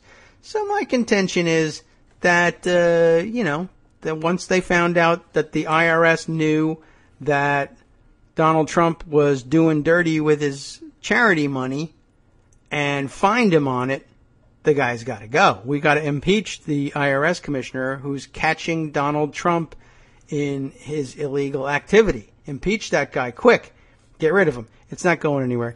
But I thought it was an interesting observation. It's just, we're doing it for this other reason. Okay, but that was a different person entirely. So either impeachment is a game to you, which we know to be the case, or you're really doing this to protect Trump. You know what? Prove to me that you're not. For this campaign, I'm cool with saying it's all about fining Donald Trump. You show me how it's not, because I know you can't. All right. So back to the article. Last week, the Post submitted a detailed list of questions about the Trump Foundation to Trump's campaign. Officials with the campaign declined to comment. How do they do it? How do they just, every time someone asks for a comment, without fail, they are right back. They never miss. They always say, we don't have a comment, or we'll maybe come up with one later. That is amazing. How does Hope Hicks do it? Trump and his Democratic opponent, who is Hillary Clinton, they helpfully tell us, have both been criticized during their campaigns for activities related to their foundations. As you know, both sides. Critics have charged that the giant Bill, Hillary, and Chelsea Clinton Foundation, which employs more than 2,000 people and spends about $250 million a year, has served as a way for businesses and powerful figures across the world to curry favor with one of America's most powerful families. The Clinton Foundation has also been credited by supporters and critics alike for its charitable efforts. It is, in fact, a way for businesses and powerful figures across the world, if they would like to curry favor with the Clintons by helping combat the spread of AIDS in Africa, to do so. But yes, you should also note, they draw salaries and live a very nice lifestyle, very much underwritten by Clinton Foundation spending, whether it's just simply turning over money to them for having administered the fund, or saying when we have fundraisers, which are necessary in order to combat AIDS in Africa, we're going to do it very nicely, very lavishly. Our big donors do this. They enjoy it, and they give bigger dollars when we do. It makes sense. P.S. You're also going to have to fly to this exclusive location, and I know this is going to be tough for you Clinton guys, but that is to say, this will be hard on you, Mr. and Mrs. Clinton, and Chelsea as well. We're going to have to put you up in a fabulous hotel room, fly you there on a private jet, and allow you to eat delicious food and talk to interesting people in your best finery. Are you willing to do that? You are. Okay. Well, then we're not putting you out too much, I guess. But yes, their lifestyle is different because of the foundation. That's true. Also, of course, different would be the lifestyle of people in Africa who have AIDS who don't die. Their lifestyle has also changed. We should note that along the way. Trump has claimed that he gives generously to charity from his own pocket. I don't have to give you the records, he told the Post earlier this year, but I give millions away. Efforts to verify those gifts have not succeeded because they don't exist. And Trump refuses to release his tax returns, which would show his charitable giving. Well, that would show what he claims anyway. It would probably only get him in more trouble with the IRS. And maybe that's where it's coming from. Maybe that's the reason we're not. I won't release my taxes until the IRS commissioner is impeached. Just so you all know that, I don't know. I'm not sure what he hopes to get out of that. That leaves the Trump Foundation as the best window into the GOP nominee's philanthropy. It's the best because it's the only one. There's no philanthropy from him otherwise. In the past several days, questions about Trump's foundation have focused on the gift to Bondi's group in 2013. At the time the money arrived, Bondi's office was considering whether to launch an investigation into allegations of fraud by Trump University, accusations that Trump denies. Both the timing and the improprieties of Trump University, I'm sure. The investigation never started, at least in Florida. Aides to Bondi and Trump say the gift and the case were unrelated, but Democrats have seized on what they see as a clear example of political influence improperly funded by Trump's charity. A lot of other people think so, too. It happened in Texas as well, and I've got an article in pocket. I just won't read it to you because I don't have time. But I assure you I have it, and I'll disclose it at the proper time. They think the same thing down in Texas. The foundation was being used basically to promote a money-making, fraudulent venture of Donald Trump's. That's not what charities are supposed to do, Virginia Senator Tim Kaine, Clinton's running mate, said on Friday. I hope there's a significant effort to get to the bottom of it and find out whether this is the end. Trump started his foundation in 1987 with a narrow purpose, to give away some of the proceeds from his book, The Art of the Deal, which he didn't write. Nearly 3 decades later, the Trump Foundation is still a threadbare, skeletal operation, like his campaign.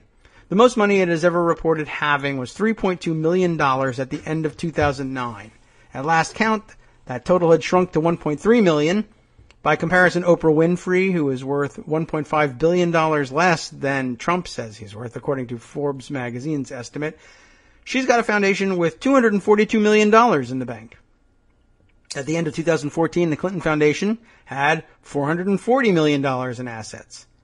In a few cases, Trump seemed to solicit donations only to immediately give them away, which is fine, but the way he does it ain't fine. His foundation has also received a handful of bigger donations, including $5 million from professional wrestling executives Vince and Linda McMahon, that Trump handed out a little at a time. The foundation has no paid staffers. It has an unpaid board consisting of 4 Trumps, Donald, Ivanka, Eric, and Donald Jr., and 1 Trump Organization employee. Tiffany is not on the board. And you know what? That by itself isn't terrible either. I mean, I guess that way you can say, well, we don't have much overhead. Except it all ends up being overhead because it ends up paying for Tim Tebow helmets to display in his office, possibly, or gigantic $20,000 portraits of the Donald, what have you. In 2014, at last report, each said they worked a half hour a week on Trump Foundation stuff. They don't have to. It's Donald decides where money is going to go. And the board, to the extent that they're even consulted on these things, says, even after the fact, we approve of that stuff. The Donald does what he wants. We're just here, as is the case with most family foundations. It's going to be a rubber stamp. I'm okay with that. It's not going to be any different than any other foundation. The Trump Foundation still gives out small scattered gifts, which seem driven by the demands of Trump's business and social life rather than by a desire to support charitable causes. And this is the key to the rest of the money, I think. The foundation makes a few dozen donations a year, usually in amounts of from $1,000 to $50,000. It gives to charities that rent Trump's ballrooms. It gives to charities whose leaders buttonholed Trump on the golf course and then try in vain to get him to offer a repeat donation the next year. So even where they buttonhole him on the golf course and they guilt him into giving away part of the Trump Foundation's collections to them, he just knows to avoid them next time, and then he'll never have to give away that money to them again. The fact that he's not a repeat donor is pretty interesting. It even gives in situations in which Trump publicly put himself on the hook for a donation, as when he promised a gift out of my wallet, quote unquote, out of my wallet, on NBC's The Celebrity Apprentice. The Trump Foundation paid off most of those on-air promises. A TV production company paid others. The Post could find no instance in which a celebrity's charity got a gift from Trump's own wallet. Another time, Trump went on TV's Extra for a contest called Trump Pays Your Bills. A professional spray tanner won. How did he come to meet a professional spray tanner, I wonder? The Trump Foundation paid her bills. You know what? I wonder whether he traded her professional spray tanning for that gift. About 10 years ago, the Trump Foundation underwent a major change, although it was invisible to those who received its gifts. And now we get into the heart of the matter. Although I want to point out, I don't know whether this gets discussed in the rest of the article, that he gives out small gifts in amounts of $1,000 to $50,000. Yes, to charities that rent Trump's ballrooms. Yes, to people who buttonhole him on the golf course. I think those $1,000 to $50,000 increments usually represent tickets to or tables at charity gala events. He loves putting on, a suit, black tie, whatever. He loves dressing up and being seen at charitable events because rich people go to charity events, then everybody thinks they give money to charity. That's the reason he's there. It's a charitable event. He's a rich guy.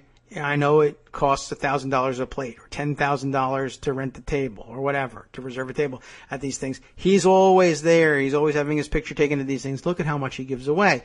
That's foundation money. That's what he is. He buys himself tickets to places to see and be, see others and be seen and show up on the society pages. He pays for that out of the foundation. Others pay for it out of their wallets, but some people are smart enough to have foundations and cheat that way. So, the big transition. 10 years ago, the Trump Foundation underwent a major change, though it was invisible to those who received its gifts. The checks still had Trump's name on them. And by the way, very often these days, the Trump checks, the foundation checks, not only have his name on them, Donald J. Trump Foundation, but also say, Make America Great Again on the bottom, which is, of course, his campaign slogan and has and should have nothing to do with, and vice versa, with the charity and the charity with them. It would be a significant problem, except nobody cares because of the basket of deplorables. We pay more attention to that. Okay, I think that's fair.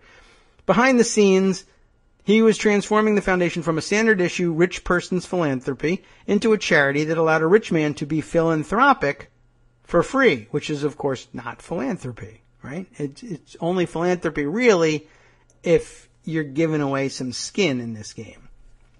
Experts on charity say they had rarely seen anything like it.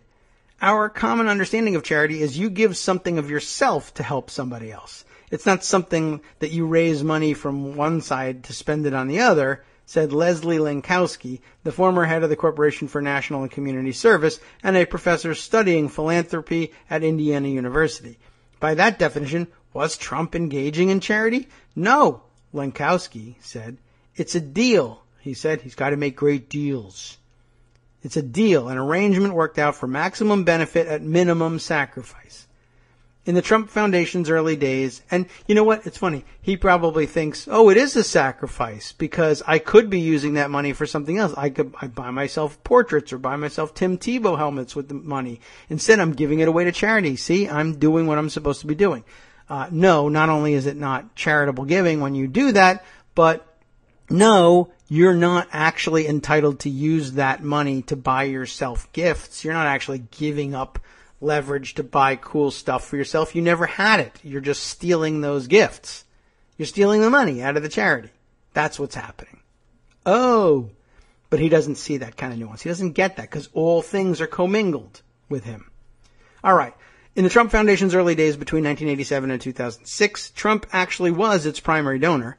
Over that span, Trump gave his own foundation a total of $5.4 million.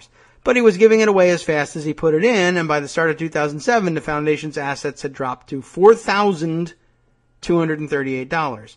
That's pretty low.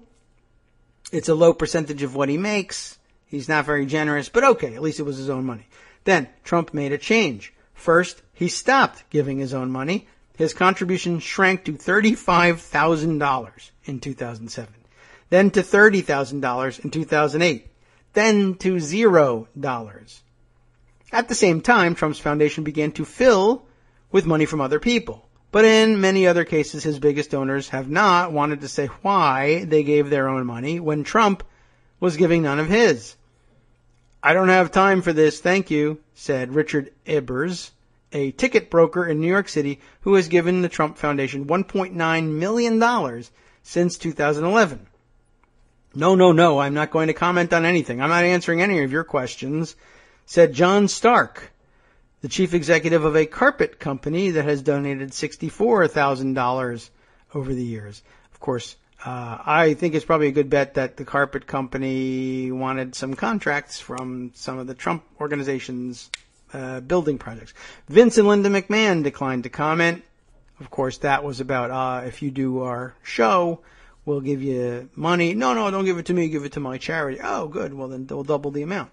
So did NBC Universal, which donated $500,000 in 2012. Its gift more than covered the personal, quote-unquote personal donations that Trump offered at dramatic moments in The Celebrity Apprentice and then paid for out of the Trump Foundation. So the fake show was fake as well. Trump's donations to the Palm Beach Police Foundation offered a stark example of Trump turning somebody else's gift into his own charity. Tax experts said they had rarely heard of anything like what Trump had done, converting another donor's gift into his own. I question whether it's ethical. It's certainly misleading, but I think it's legal because you would think that the other foundation that's being taken advantage of would look out for their own interests, said Rosemary E. Fay, or Fay, depending on how you pronounce F-E-I. She's an attorney in San Francisco who has advised hundreds of small foundations. That's their decision to let him do that. They just didn't think he was going to be that blatant about it. They thought they were one of many, or at least one of two, the other one being Donald Trump. But it is up to them to check that out. They're, after all, sophisticated investors, as we would say in business law. Anyway, after 3 years, the Charles Evans Foundation stopped using Trump as a middleman. We realized we don't need to do it through a pass-through, said Bonnie Pfeiffer Evans, the widow of Charles Evans and a trustee of the now defunct foundation. He took so much money from him, he's defunct. He defuncted him. First he defunded him, now they're defuncted. In 2012, the Charles Evans Foundation stopped giving money to the Trump Foundation. In 2013, according to tax records, the Trump Foundation stopped giving to the Palm Beach Police Foundation. Wow. What a coinky-dink. The police group, which gave Trump the award, did not know that Trump's money had come from somebody else's pocket. It could not explain why he gave in some years but not others, or why he gave in the amounts he did. He's the unpredictable guy, right? Said John F. Scarpa, the Palm Beach Police Foundation's president, before the Post informed him about how Trump got the money. He said Trump's giving wasn't the only reason he got the award. He also could be counted on to draw a crowd to the group's annual event. The amount paid to Trump's club was first reported by BuzzFeed. And the police group still holds its galas at Mar-a-Lago. At the same time that it began to rely on other people's money, the Trump Foundation sometimes appeared to flout IRS rules by purchasing things that seemed to benefit only Trump. In 2007, for instance, Trump and his wife Melania attended a benefit for a children's charity held at Mar-a-Lago. The night's entertainment was Michael Israel, who bills himself as, quote, the original speed painter. Is that a thing? His frenetic act involved painting giant portraits in 5 to 7 minutes, then auctioning off the art he's just created. It's a nice fundraiser activity. He painted Trump. Melania bid $10,000. Nobody tried to outbid her. Why, right? The auctioneer was just being pretty bold, so he said, you know what just happened? When you start bidding, nobody's going to bid against you. And I think it's only fair that you double the bid, Israel said in an interview last week. And that's true. Because who wants to bid against the host's wife? She didn't realize. She thought she was being generous in starting the bidding. I don't even know whether she had any idea that the money was coming out of the foundation, which means it wasn't their money. I don't blame her for it. So Melania, on the spot, does what she's supposed to do, right? Maybe it was prearranged. I don't know. But anyway, she doubles the bid, $20,000. That's how they got to the $20,000 price for this 6-foot portrait. I understand it went to one of his golf courses, Israel said of the painting. The Trump Foundation paid the $20,000, according to the charity that held the benefit. Something similar happened in 2012 when Trump himself won an auction for a football helmet autographed by football player, barely, Tim Tebow, then a quarterback with the Denver Broncos. The winning bid was $12,000, as the Post reported in July. The Trump Foundation paid. IRS rules generally prohibit acts of self-dealing in which a charity's leaders use the nonprofit group's money to buy things for themselves. They exclude from that the salary you pay yourself and then you can convert things easily enough that way. It's just you got to go through the extra step because that requires board approval, even though the board in Trump Foundation's case consists of his kids, who would be, of course, other direct beneficiaries of his giving himself money. But then at least it's on the record and you can look at it and say, that sucks. That thing that guy did is bull. Whereas just stealing the money, it takes that much more to figure things out. In both years, the IRS forms asked whether the foundation had broken those rules, had it furnished goods, services, or facilities to Trump or another of its officers. In both years, the Trump Foundation checked no, but it did.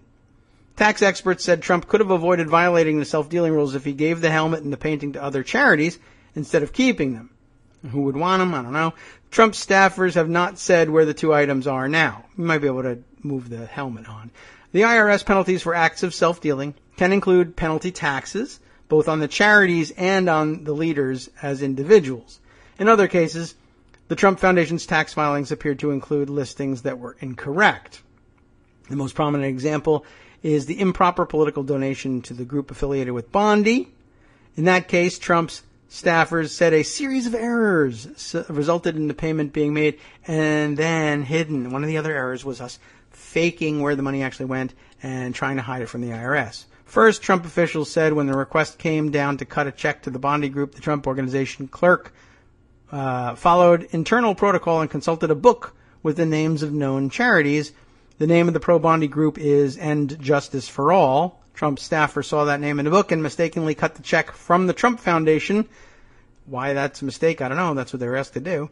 The group in the book was an entirely different charity in Utah, unrelated to Bondi's group in Florida. That's a mistake. Somehow, though, the money got to Florida anyway.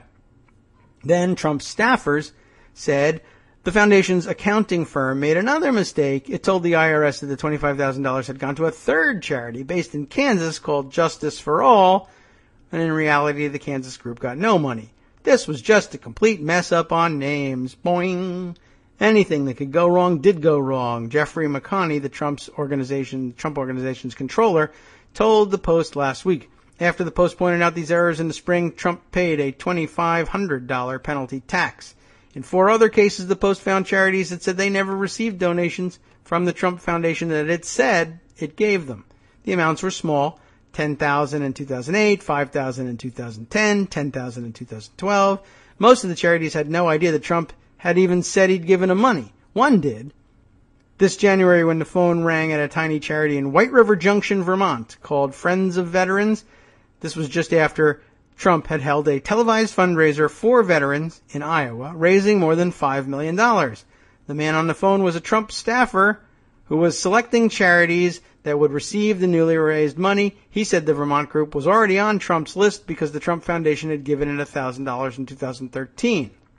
You all remember that Farenthold guilted him into making this donation to them, but this is how he came to know of Friends of Veterans. He's said he's given him $1,000. I don't remember a donation from the Trump Foundation, said Larry Daigle, the group's president, who was a helicopter gunner with the Army during the Vietnam War. The guy seemed pretty surprised about this. The man went away from the phone and he came back. Was Daigle sure? He was. The man thanked him. He hung up. Daigle waited. Hopes raised for the Trump people to call back. Oh my God.